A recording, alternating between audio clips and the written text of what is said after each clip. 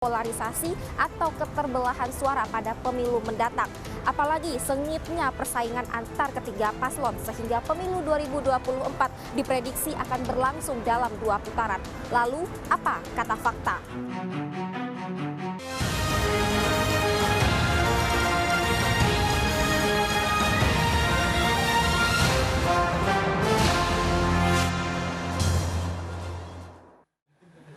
Pemirsa, lebih dari 50% pemilih muda akan mewarnai kontestasi politik pemilu 2024. Ya, persaingan sengit antara tiga paslon disinyalir akan menimbulkan adanya potensi polarisasi. Lantas seperti apa solusinya agar dapat menciptakan situasi yang kondusif pada pemilu nanti? Berikut apa kata fakta.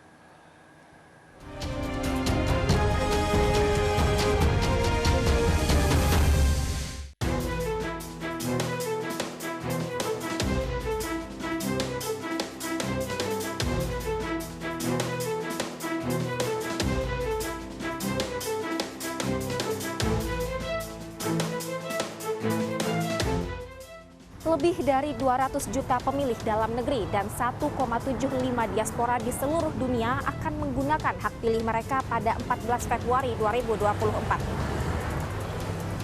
Lebih dari sebagiannya merupakan pemilih muda dan disinyalir akan adanya potensi polarisasi atau keterbelahan suara pada pemilu mendatang.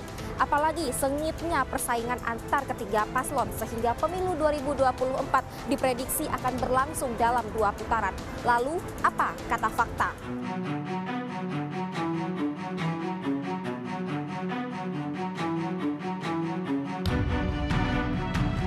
Dari 204,8 juta pemilih, sekitar 114 juta pemilih merupakan pemilih yang berusia di bawah 40 tahun. Artinya, nasib Indonesia setidaknya dalam 5 tahun ke depan ditentukan oleh pemilih muda yang mendominasi pemilu.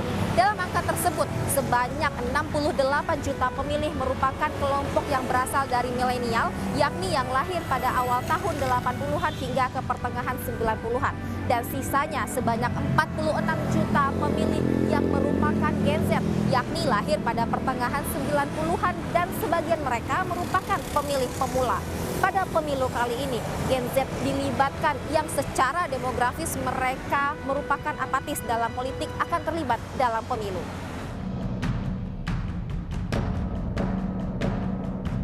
Fenomena dua kelompok yang berpahaman dan berpandangan berbeda secara politis disinyalir akan terjadi.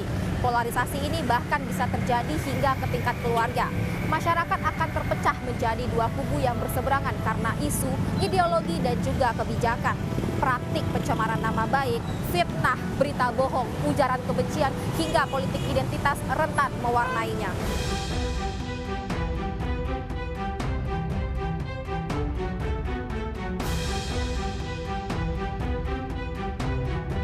Ya, salah satu akar penyumbang terjadinya polarisasi kan memang sosmed. Dan salah satu ciri generasi milenial itu connected. Dia terhubung sepanjang waktu dengan gadget. Makanya preferensi pilihan politik mereka ini kadang-kadang ditentukan dengan sejauh mana isu-isu yang berkembang dalam sosial media.